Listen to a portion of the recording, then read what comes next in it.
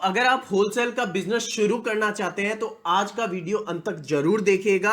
आज के वीडियो में मैं आपको ऐसे 5 प्रैक्टिकल कारण बताऊंगा जिसकी वजह से बड़े बड़े होलसेल के बिजनेस भी फेल हो जाते हैं। तो चलिए दोस्तों शुरू करते हैं।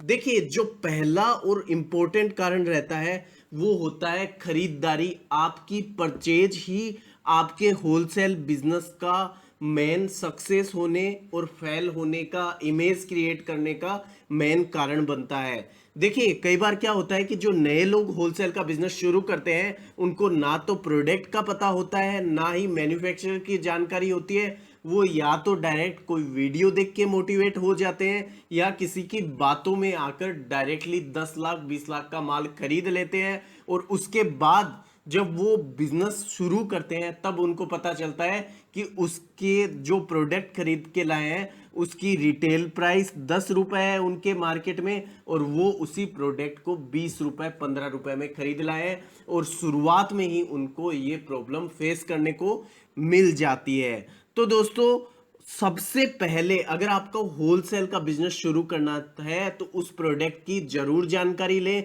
मैन्युफैक्चरर का पता करें। कई बार ये भी होता है डायरेक्टली आप होलसेलर से ही माल ले आते हैं, लोग बोलेंगे आपको कि हम मैन्युफैक्चरर हैं। अगर आप 10 लाख 20 लाख रुपए किसी भी बिजनेस में डाल रहे हैं तो उसकी फैक्ट्री जरूर देखें। अगर कोई प्रोडक्ट की मैन्युफैक्चरिंग करता है तो उसकी फैक्ट्री जरूर देखें। इसी के साथ दोस्तों, रिटर्न पॉलिसी का जरूर बात कर लें, क्योंकि क्या होता है जब आप शुरुआत करते हैं तो आपको नहीं पता होता है कि आपका कस्टमर बेस कैसा होगा, कैसा आपको रेस्पॉन्स मिलेगा। तो जो भी होलसेलर होता है या जिस भी मैन्युफैक्चरर से आप खरीद के लाते हैं उससे पहले ही पता कीजिएगा कि अगर मेरा प्रोडक्ट नहीं बिकता है तो मैं 2 महीने 3 महीने में आपको रिटर्न करके या तो दूसरा प्रोडक्ट चेंज कर लूंगा या मेरे पैसे क्या आप वापस दे देंगे, और ये लिखित में जरूर लें। अब बात करते हैं दूसरे रीजन की। तो दूसरा रीजन होता है मार्केटिंग और नेटवर्क। देखिए, ये भी जो प्रैक्टिकल जो पॉइंट है वो नए लोगों के लिए काफी लागू होता है, क्योंकि नए लोगों को पता नहीं होता है कि मार्केटिंग क्या चीज होती है। मार्केटिंग एक ऐसा जरिया है, उसी के द्वारा आपके पास आपके कस्टमर पहुंचेंगे। अगर आप 10 लाख बिजनेस में लगाना चाहते हैं तो मेरी राय रहेगी 8 लाख का प्रोडक्ट और सेटअप वगैरह कीजिए और 2 लाख कम से कम अपनी मार्केटिंग और नेटवर्क बढ़ाने में कीजिए। क्योंकि अगर आपके प्रोडक्ट की मार्केटिंग होगी, मार्केटिंग मतलब ये हो गया लोग आपके प्रोडक्ट में जानेंगे, लोगों को पता चलेगा कि आप ये प्रोडक्ट बेचते हैं, तभी आप तक कस्टमर पहुंच पाएंगे। इसी के साथ अगर आप किसी भी प्रोडक्ट की मार्केटिंग के बारे में समझना चाहते हैं तो मुझे कमेंट कर दीजिएगा। मैं पर्टिकुलर आगे आने वाले दिनों में एक मार्केटिंग पे पूरा सीरीज बनाने वाला हूं।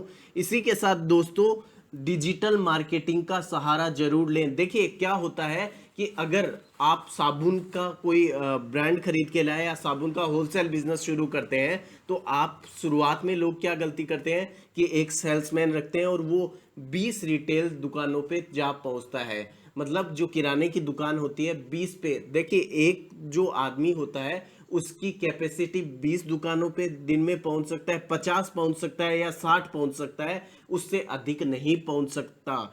डिजिटल मार्केटिंग का मतलब ये होता है कि आपका एक वीडियो एक दिन में 1 लाख लोगों तक आसानी से पहुंच जाएगा और 1 लाख लोगों से आपको जो सेल्स लीड मिलेगी वो आपके अगर 10% भी कन्वर्ट हो पाती है, मैं तो बोलता हूं 1% भी कन्वर्ट हो पाती है, तो 100-200 अगर आपके कस्टमर बन जाते हैं एक दिन में तो आपका बिजनेस कितनी ग्रोथ कर सकता है शुरुआत में ही। अब बात करते हैं तीसरे पॉइंट की, और तीसरा पॉइंट होता है नॉट डिमांडेड प्रोडक्ट।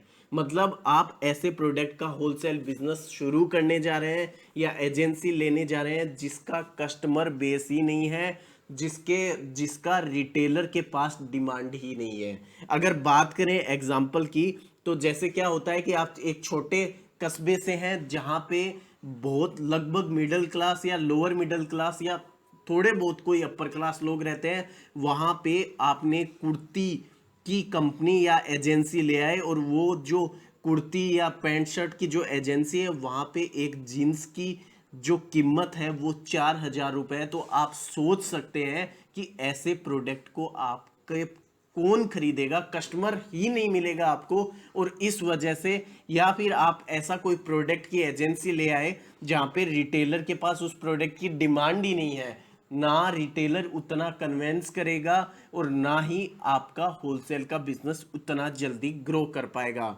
अब बात करते हैं तीसरे चौथे पॉइंट की। तो चौथा पॉइंट होता है अकाउंट मैनेजमेंट। देखिए, सबसे जो मेजर पार्ट होता है वो यही होता है।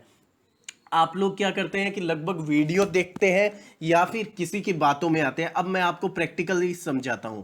देखिए, जब भी कोई आप किसी भी प्रोडक्ट को खरीदते हैं, उस प्रोडक्ट को, जैसे आपने किसी प्रोडक्ट को खरीदा 100 रुपए में और आपकी जो सेलिंग प्राइस है, बेचने की जो कीमत है वो है आपकी 120 रुपए। अब आप क्या करेंगे कि 20 रुपए का मेरे को नेट प्रॉफिट हो गया। तो दोस्तों, ये नेट प्रॉफिट नहीं है आपका 20 रुपए का।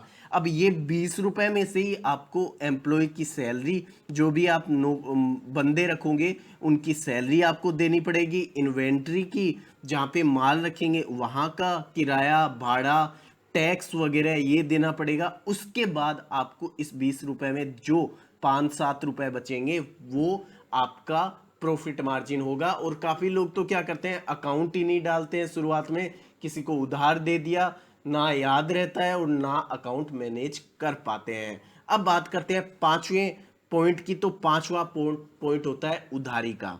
देखिए, अगर आप होलसेल का बिजनेस शुरू करना चाहते हैं तो ये मान के चलिए कि पैसा आपको उधारी देनी पड़ेगी, चाहे वो 20% देनी पड़े, 30% या 40%। अगर आप उधारी देते हैं तो उसका एक समय सीमा तैयार कर लीजिए कि आपको रिटर्न कब मिलेगा। जैसे आपने कोई साड़ी का मैन्युफैक्चरिंग शुरू किया, साड़ी का होलसेल का बिजनेस शुरू किया और किसी दुकान वाले को आपने 1,000 रुपए का सामान दे दिया उधारी पे। तो आपको फिक्स करने होंगे कि 30 दिन के बाद आपको 1,000 रुपए आप दोगे, तब आगे का माल मिलेगा। अगर आपके 1,000 रुपए अटक जाते हैं तो आपको तुरंत ही एक्शन लेना चाहिए। इसी के साथ आपको एमएसएमई में रजिस्ट्रेशन तुरंत करवा लेना चाहिए। अगर ऐसे कोई केस में आपके पैसे अटकते हैं तो अगर आप एमएसएमई में कंप्लेंट करते हैं, उसके रजिस्टर्ड होते हैं आप, तो वो आपका 24 घंटे में हेल्प करने की कोशिश करेगी। तो दोस्तों, आज का वीडियो आपको कैसा लगा? अगर किसी भी तरीके का होलसेल का बिजनेस शुरू करना चाहते हैं तो मुझे कमेंट करके जरूर बताएं, मैं उस पर कंप्लीट वीडियो बना दूंगा। हमारे चैनल को सब्सक्राइब कर लें। अगर आज के वीडियो में आपको कुछ भी संशय है या कुछ प्रॉब्लम्स या आपको कुछ समझ में नहीं आया है तो मुझे कमेंट कर दीजिएगा, मैं एक्सप्लेन आपको कमेंट के द्वारा कर पाऊंगा। धन्यवाद।